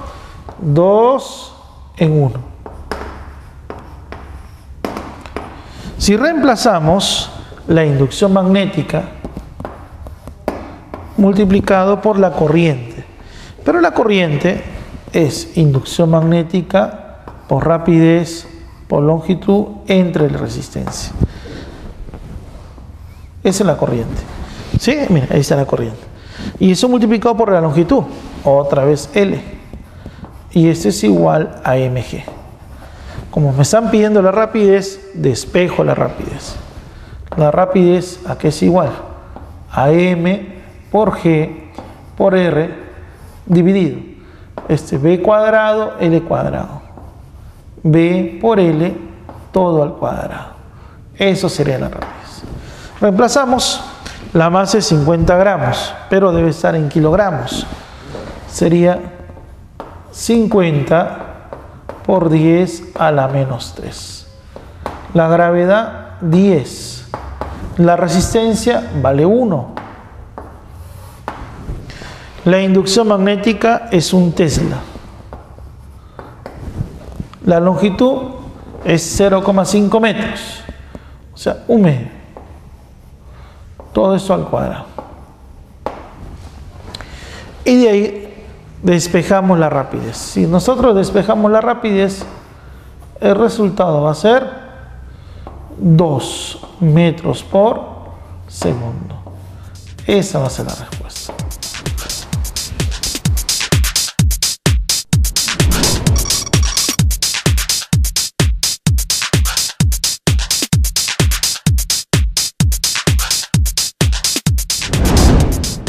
Pregunta número 7. La espira cuadrada de 20 centímetros de lado tiene una resistencia de 5 ohmios y se encuentra inmersa dentro de una región donde se ha establecido un campo magnético homogéneo. La inducción magnética es igual a 10 teslas, pero en la dirección J. Eso significa que la inducción magnética está dirigida a lo largo del eje Y. Calcule la intensidad de la corriente que circula por la espira cuando gira con una rapidez angular constante de 6 radianes por segundo, a partir de la posición mostrada. Muy bien. ¿Qué es lo que va a ocurrir? Inicialmente tenemos una espira cuadrada que se encuentra en el plano XZ, ¿sí? Al inicio, este es el instante t igual a 0. Y en ese instante existe un campo magnético uniforme donde las líneas están dirigidas hacia el eje más Y. En ese momento, un cierto número de líneas está pasando a través de la espira. Pero esta espira la vamos a hacer girar respecto al eje Z. Va a estar girando con una rapidez de 10 radianes por segundo. Y al ir girando, lo que me están pidiendo es la corriente eléctrica que se induce en la espira. ¿Correcto? Muy bien. Entonces, para poder visualizar mejor lo que está ocurriendo, ¿qué te parece si usamos una vista auxiliar? Es decir, mira, como acá es un plano, es un sistema tridimensional, ¿qué te parece si observamos la figura viéndolo desde arriba, de arriba hacia abajo? ¿Correcto? Muy bien, si vemos de arriba hacia abajo, acá se encuentra el campo magnético, ¿sí? El campo magnético. Acá se encuentra, a ver, voy a colocar los ejes para poder ubicarnos. Miren, acá está el eje Y.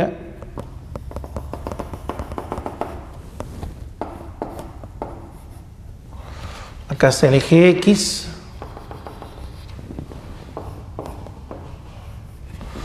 Y el eje Z estaría saliendo del plano de la pizarra, ¿no? Sale el plano de la pizarra, el eje Z. X, Y, Z, ¿correcto? Estoy viendo desde arriba la figura. Entonces, al ver desde arriba, lo único que podría observar de la espira es uno de los lados de la espira. Este es la espira, ¿sí? Y esa espira va a girar, según el problema está girando, va a girar. Y va a girar con una rapidez angular constante, un omega constante. Entonces, al ir girando, si este es el instante t igual a 0, luego de cierto tiempo, supongamos que la espira llega a esta posición. Ha girado el ángulo θ. Como ustedes pueden observar, al ir girando, hay un menor número de líneas que atraviesa la espira. Por ejemplo, inicialmente, ¿cuántas líneas atravesan a la espira? 1, 2, 3, 4. Pero conforme va girando, hay líneas que ya no se encuentran en la espira. Mira, ya no la pasan a través de la espira. Ese número de líneas va disminuyendo. Por lo tanto, como el número de líneas disminuye, existe un flujo magnético variable. Y ese flujo magnético variable va a producir una fuerza electromotriz. Esa fuerza electromotriz va a generar una corriente inducida en la espira. ¿Correcto? Entonces, vamos a hacer lo siguiente. Primero vamos a hallar el flujo magnético. ¿A qué es igual el flujo magnético? A la inducción magnética, multiplicado por ¿quién?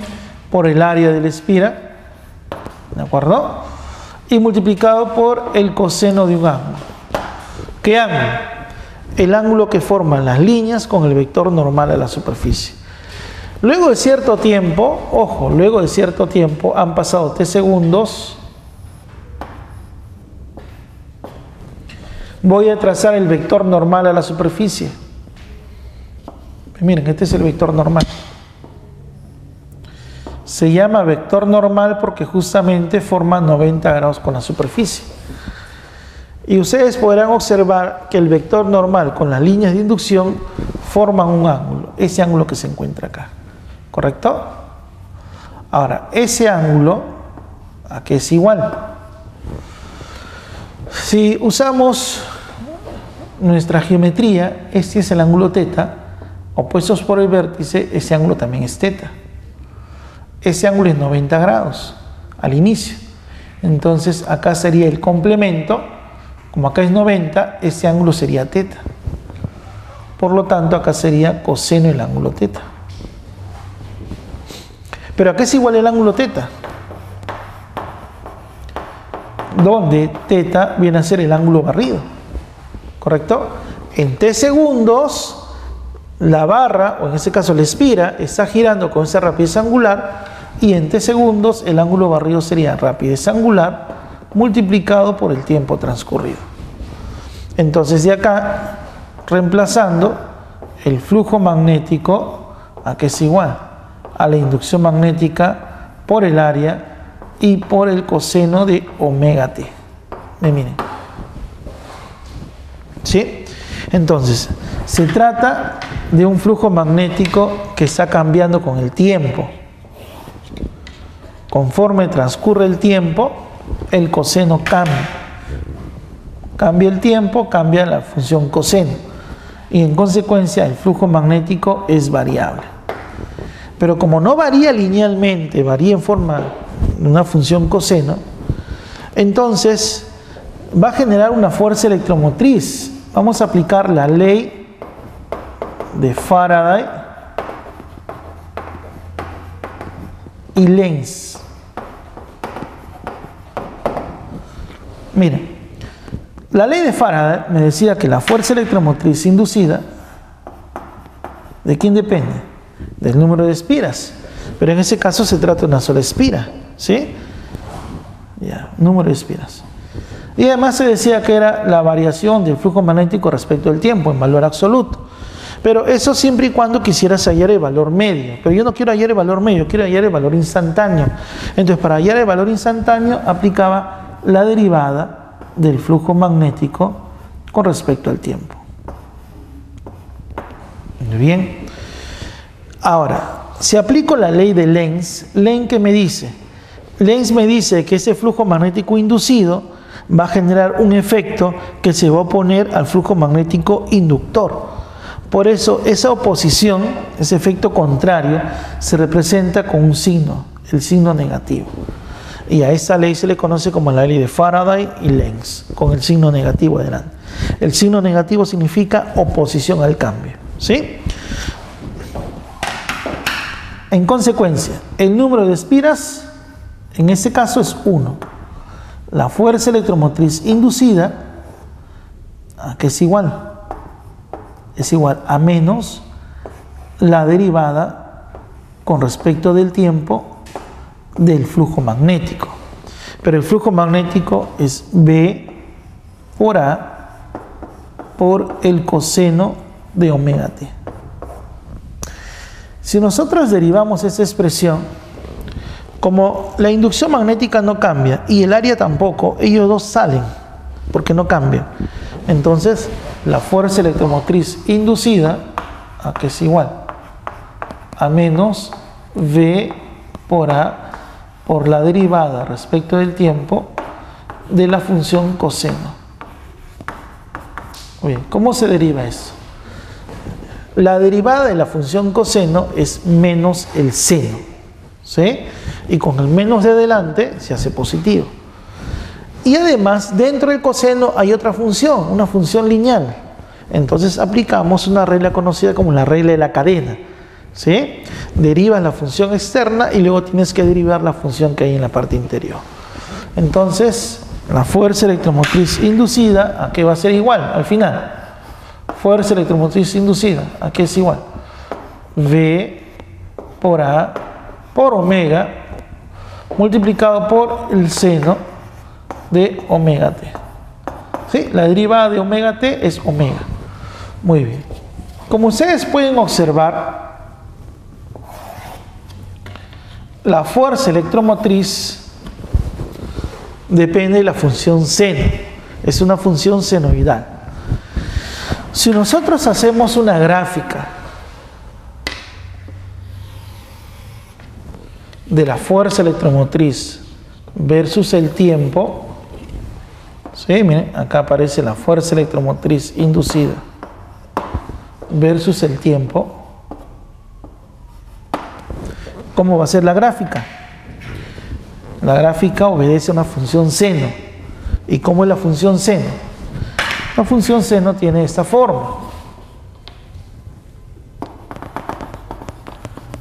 A ver.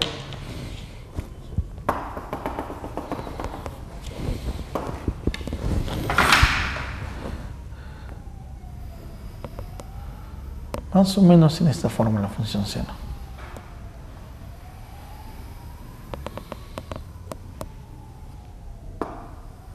Muy bien. Ese valor que está acá se le llama el valor máximo. En ese caso, el E máximo, ¿a qué va a ser igual? Su valor va a ser máximo cuando la función seno alcance su máximo valor. Y el máximo valor de la función seno es 1. Entonces esto va a salir V por A por omega. ¿Sí? Ese máximo valor, ¿qué es lo que me va a decir? Me va a decir que en un cierto instante el voltaje alcanza un valor pico. ¿Sí? Pero el voltaje luego reduce su valor y toma el valor de 0. Y luego la fuerza electromotriz va a tomar valores negativos. Acá es menos E máximo. ¿Sí?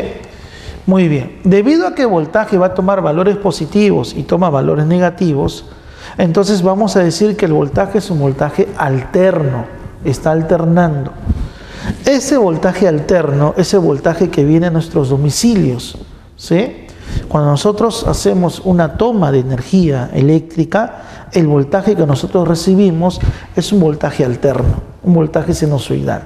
¿Sí? Así como el voltaje es alterno, ¿qué pasa con la corriente? Si yo quiero hallar la corriente, aplico la ley de Ohm.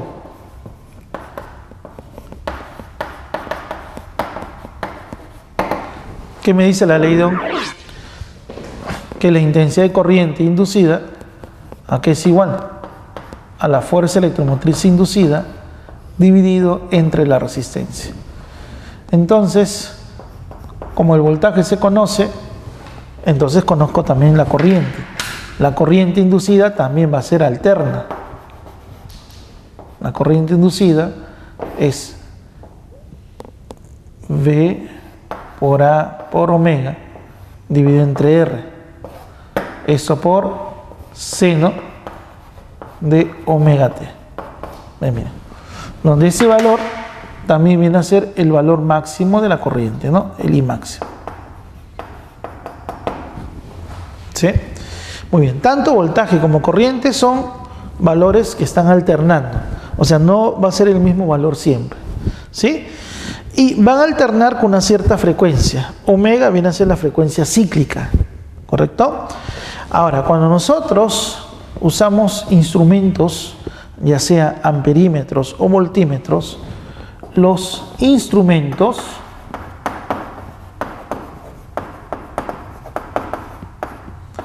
leen valores eficaces. ¿Qué es un valor eficaz? El valor eficaz es el valor máximo dividido entre la raíz de 2. ¿Sí? Es como un valor medio. ¿Sí? Es un valor medio. Valor cuadrático medio también se le llama. ¿Sí? Si tú trabajas con el valor eficaz, es como si el valor de la corriente permaneciera constante. En realidad la corriente no es constante, es variable, varía con el tiempo.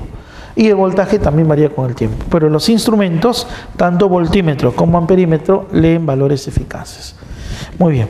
En el problema me están pidiendo determinar cuánto es la corriente que pasa a través de este dispositivo, ¿no?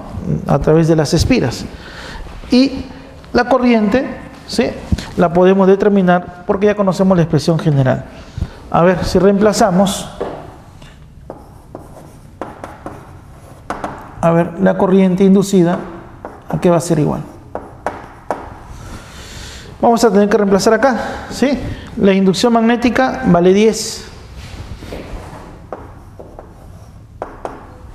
El área, bueno, conozco el lado, sería el lado al cuadrado.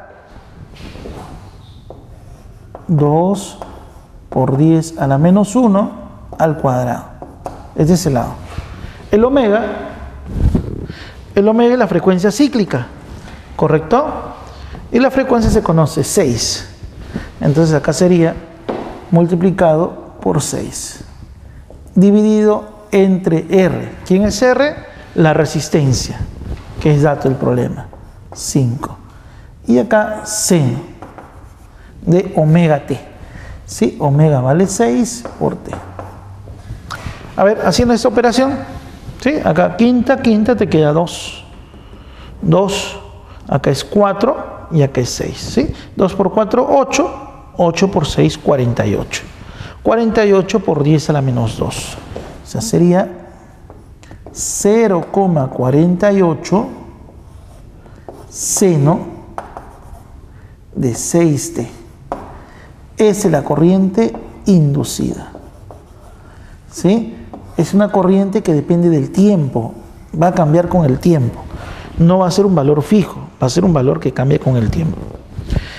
Estos valores son los que nosotros obtenemos, como le digo, de las tomas de energía que llegan a los domicilios. Nosotros trabajamos con valores alternos. Pero ¿qué ocurre? Cuando nosotros vayamos a resolver un problema, para poder aplicar nuestras leyes de Kirchhoff, ley de Ohm, vamos a hacer lo siguiente. No vamos a trabajar con ese valor, sino vamos a trabajar con el valor eficaz. ¿Por qué? Porque el valor eficaz es como si fuera un valor constante. ¿Correcto?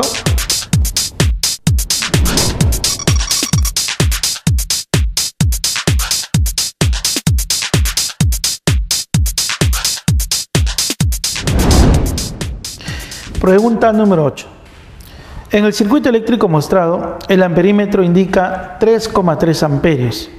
Si la intensidad de corriente a través del resistor R es igual a I, que es igual a 2,2 raíz de 2 seno de 377T, determine el voltaje instantáneo. ¿De acuerdo? Me piden el voltaje instantáneo acá en la fuente.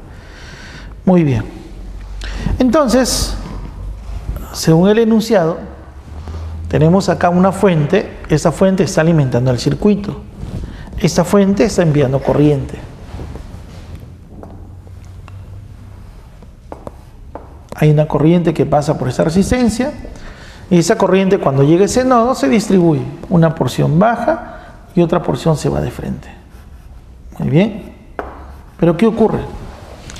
Esas corrientes que pasan por esos resistores son corrientes alternas, porque son producidos por un voltaje alterno. No es una corriente constante. Es por eso que la corriente tiene este valor, seno de 377T. ¿Eso qué significa? Que en un cierto momento, durante cierto tiempo, la corriente va a estar dirigida hacia abajo, va a circular hacia abajo. Pero luego esa corriente va a cambiar de sentido, porque el seno va a tomar valores negativos. Entonces la corriente luego no va a bajar, sino va a subir. ¿Y por qué va a subir? Porque la polaridad en la fuente cambia. ¿Sí? Si acá es más menos, luego cambia menos más. ¿Correcto? Muy bien. Pero la rapidez con la que cambia la polaridad es la misma rapidez con la que cambia también la polaridad en la corriente. ¿Sí? Los dos cambian con la misma frecuencia. Entonces podemos plantear lo siguiente. V de t e I de t cambian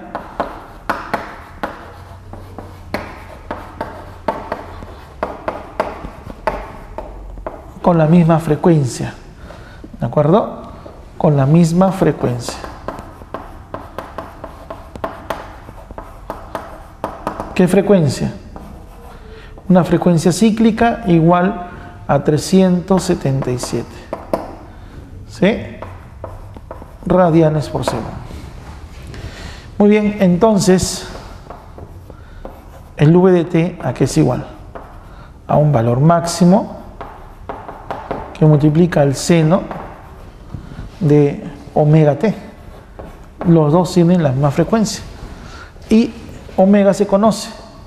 Entonces este es el valor máximo multiplicado por el seno de 377T. Muy bien. A esa expresión le voy a llamar 1. ¿Correcto? Necesito entonces el valor máximo. Además, ¿qué hemos explicado? Que el valor máximo del voltaje dividido entre la raíz de 2 nos va a dar el valor eficaz. Por lo tanto, si yo quiero hallar el valor máximo del voltaje, hallo el valor eficaz y lo multiplico por la raíz de 2. ¿Sí? Muy bien. A ese resultado le voy a llamar 2. Entonces me conviene trabajar con los valores eficaces. Si trabajo con los valores eficaces, entonces esa corriente, ¿qué corriente va a ser? Si a mí me dicen que la corriente es 2,2 seno, esta corriente que está acá sería la corriente máxima. El valor eficaz sería el máximo dividido entre raíz de 2. Por lo tanto, el I eficaz, ¿sí? El I eficaz es igual a 2,2. Por otro lado, según el problema, la corriente que registra el amperímetro es una corriente también eficaz. ¿Sí? La corriente que registra el amperímetro es una corriente eficaz. Y según el problema es 3,3. Dato del problema. Si por esta rama está pasando 3,3 y por esta rama está pasando 2,2, entonces puedo aplicar mis leyes de Kirchhoff. ¿Cuánta corriente eficaz está ingresando? La corriente eficaz que ingresa sería 5,5. ¿Sí? Aplicando la primera regla de Kirchhoff. La corriente que ingresa a este nodo, ¿sí? La corriente que ingresa a este nodo es igual a las corrientes que salen del nodo. Muy bien. Entonces, también, ¿qué puedo hacer? Esa corriente pasa a través de esta resistencia, generando una caída de potencial. Acá hay una caída de potencial. Más menos V1. ¿Sí? Entre estos dos puntos también hay una caída de potencial. Más menos V2. Pero como ese amperímetro es ideal, esa resistencia y esa resistencia se encuentran entre los mismos puntos. Si ese punto le llamo A, ese punto también se llama A. Si ese punto le llamo B, ese punto también se llama B. ¿Sí? Porque se trata de un amperímetro ideal. Entonces la diferencia potencial en R es también la diferencia potencial que hay en la resistencia de 4. Pero ese punto B es el mismo punto que se encuentra acá. Entonces el valor eficaz en la fuente, este V eficaz, a ver, aplicando la segunda ley, ¿ya? Segunda ley de Kirchhoff. Segunda ley de Kirchhoff.